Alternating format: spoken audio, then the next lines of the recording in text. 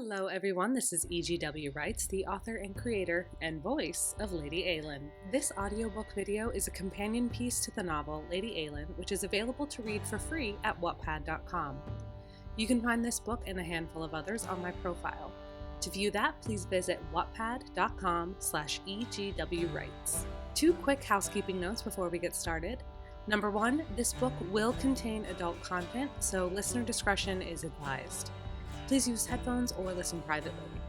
Number two, I live in New York City, and as much as possible, will try to edit around city sounds like sirens, car alarms, shouting, traffic, and etc. But sometimes there is no avoiding it. My apartment is a little too small for a recording booth. Thank you for your patience. Now, grab a cup of coffee or tea, snuggle up, and let's read. Lady Eilean, Chapter 26. Over the next few weeks, I woke excited and energized. A newfound anticipation and zest for each day took root in my heart. It was a foreign feeling, but a welcome one. As the sun poked its head over the horizon, I catapulted out of bed. With little to do until the rest of the castle woke up, I took up the circuit I used to run with my brothers. A mad dash to the stables, followed by a hard ride. Return, bathe, and spend more time than I will admit deciding what to wear. My new gowns bright and crisp in my wardrobe. It was a luxury to choose between them. I had relegated my tattered and worn dresses to the rag bag. Even that use was far more generous than they deserved. The late spring days were long and wistful, and golden sunshine never seemed to cease. The castle was rowdy and festive, infused with life from the visiting men. Though they were strangers, their presence felt recognizable, as if my brothers had returned. The castle, at last, felt like it was alive. On a bright morning full of birdsong and the intoxicating scent of tulips, I sat at my mirror and brushed my unruly curls into a twist on top of my head. I added a bright yellow ribbon for extra exuberance. That small adornment made me feel bewitching. Caught up in the moment, I pinched my cheeks and even applied a dot of perfume under each ear. The long-forgotten bottles had sat unused on my vanity, collecting dust. I wiped them down with a rag, enjoying the way the glass sparkled in the sunlight. At the clock's chiming of 8 o'clock, there came a knock at my door in a familiar pattern. Alex. "Come in," I shouted, giving myself a once-over in the mirror, enjoying the picture. I watched through the mirror as Alex pushed through the door, a gleaming silver coffee pot in his hand. My, aren't we fancy today?" Alex teased, a lopsided grin on his face. "What are you doing with that coffee pot?" I asked, turning to face him. He shrugged. "I thought we could have breakfast together. Skip all the commotion in the dining hall." A wash of red colored his cheeks. "Sure," I said deliberately, trying to understand his change in routine. "I like the ribbon," Alex said, settling down on a couch before the fire. He placed the coffee pot on a low table. As I stood and walked toward him, Alex sniffed the air. "Perfume too? Whatever is the occasion." "Comment on my appearance and smell all you want when you've produced breakfast. Coffee served without cups or food is barely worth tolerating you for." I settled down on the couch beside him. Alex laughed. "Breakfast is imminent. I know the demands to which I must perform." He winked. "When the food arrives, and I'm in your good graces again, remind me to tell you that you look very lovely. You are beautiful." "What's on your list for today?" I said, trying to sidestep the compliment, to say anything that would make me feel normal, that would settle the racing of my heart. "Fertilizing," Alex said with dread. "Oh," I chuckled, "so you'll be the good-smelling one come dinner time." "Don't act so high and mighty," he teased, and then became serious, his face slack. Alex lowered his voice. "Angus just rode in from the West Marsh village. There's been an outbreak of white fever. I'm afraid you'll have to deliver medicine and supplies, set up the sweating tents, and ensure a quarantine." I understood now why Alex had not yet called for the food. White fever was a nasty illness, a rash of pus-filled welts that covered the arms and torso. The mere mention of the sickness was enough to turn even the hardest person's stomach. The most effective cure was to sit in enclosed tents where large fires burned camphor and witch hazel. Buckets of hot water were thrown onto coals to create steam that would sweat out the illness. To say I would smell medicinal by the end of the day was an understatement. "How many cases?" I asked grimly. "Only 5, for now." Alex looked at me, a tight frown pulling his lips taut. "Be careful, Eilean." I nodded, eager to put him at ease. "Of course. Anything else?" "There are a few calves that we think will be born today. That should be thrilling. And I need Cook to tell me what herbs she needs seeds for. Can you get Bess to copy them down when you see her? I don't think Cook will stop moving long enough to find a pin." I smiled, enjoying the pride and ownership Alex took in Stormway's activities. "Yes, of course." There was a knock from the door that signaled our breakfast. An overflowing tray of eggs, ham, bread, butter, and cheese. A pot of tea emitted a fragrant, curling tendril of steam. As it always did, the sudden appearance of an abundance of food made me equally ravenous and humble. After the maid placed the tray and left the room, I started filling my plate. "I won't fit into my new gowns if you keep feeding us like this, Alex," I said, laughing as I stacked ham and eggs onto a thick slice of toast saturated in butter. Alex grunted, already gnawing on a ham steak. "You can make new dresses, but I can never allow you to waste away again." "What an excellent partnership," I cooed, pouring myself coffee. Alex tilted his head and watched me candidly. His eyes roamed from my head to my chest, over my waist, traced the arc of my arm slung over the chair back, across the expanse of my shoulders. "You are looking much better, you know," he observed. "So you said earlier." I dared flirt, lifting my hand and referencing the ribbon in my hair. Alex laughed, shaking his head. "No. Well, yes, but no. More healthy, I mean. To see you so frail." He cleared his throat, unable to finish.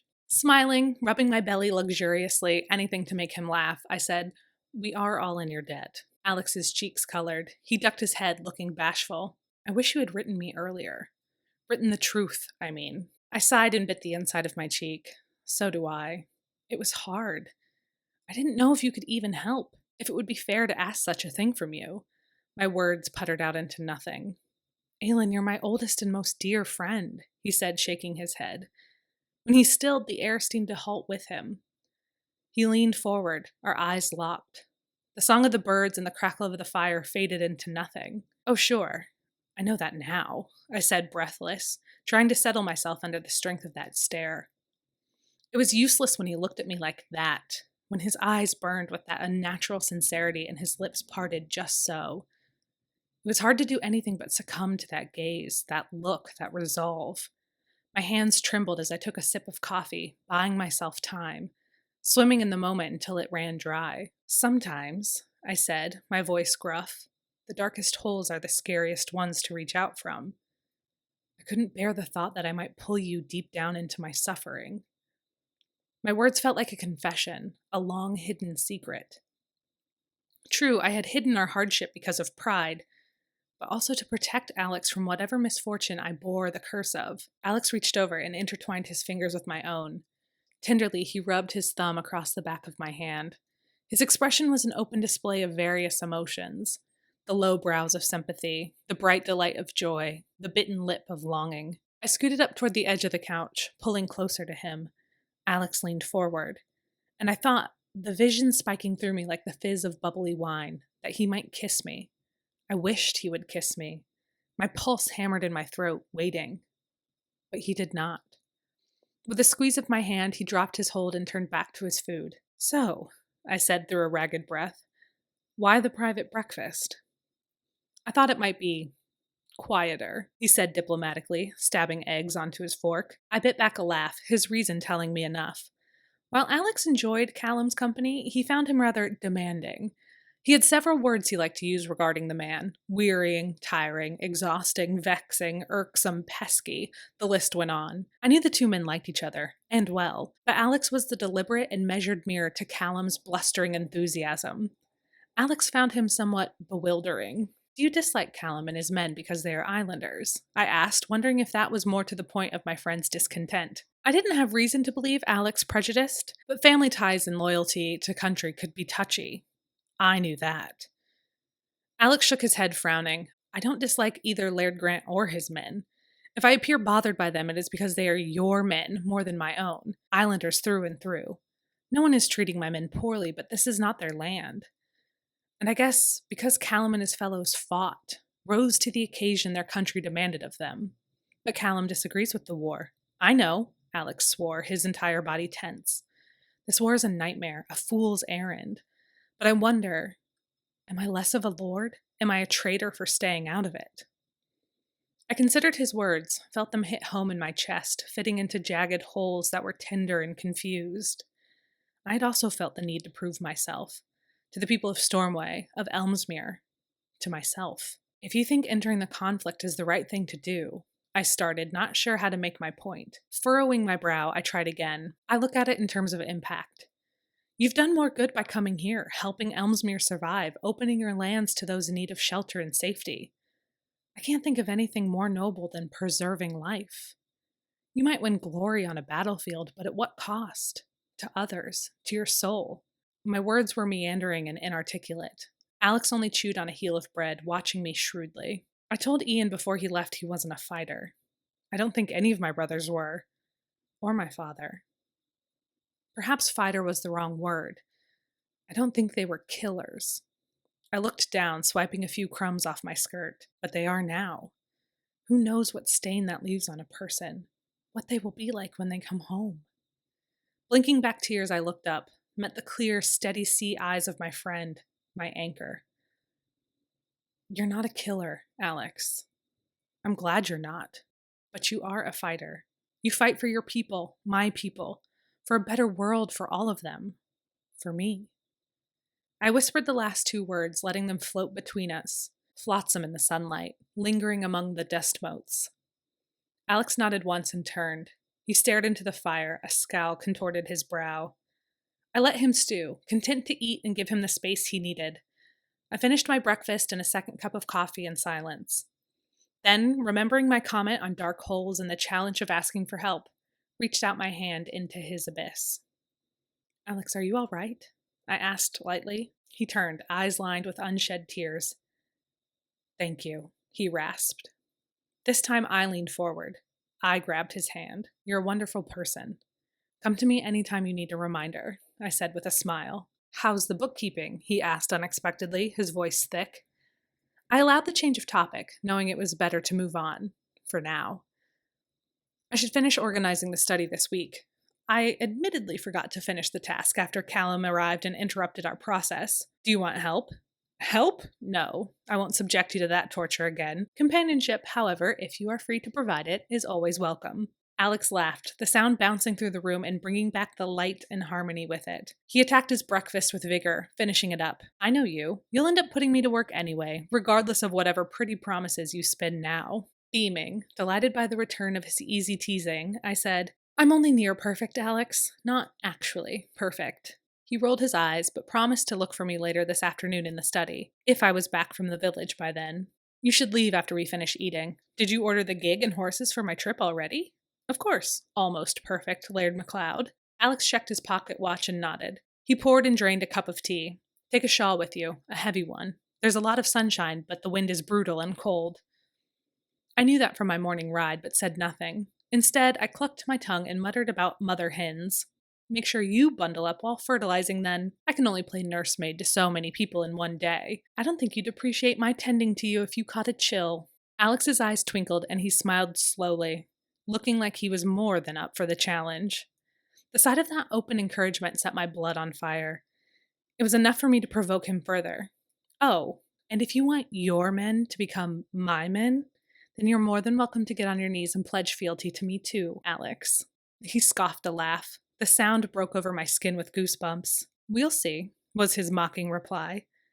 The air in my room became strained and dense. Something shifted in the light, glittered around the periphery. Well, I should be off, I said, standing up. And I to the fields, Alex said.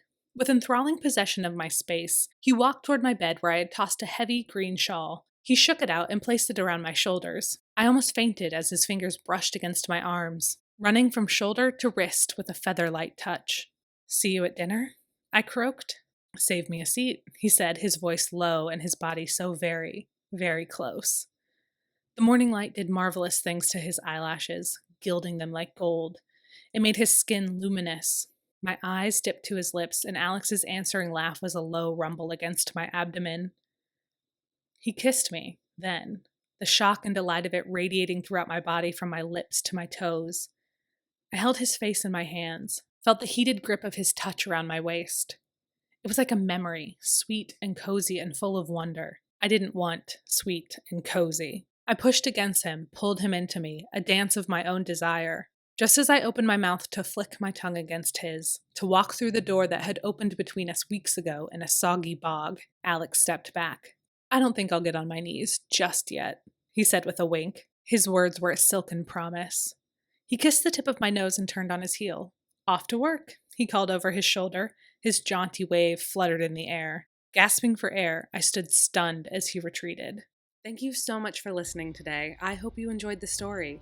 Subscribe to this channel and click the notification bell to be alerted when new chapters are updated. You can also follow me on Wattpad or Twitter at EGWwrites, where I will also share updates. As always, thank you for being a part of Eilean's journey. We are very glad that you're here. Until next time.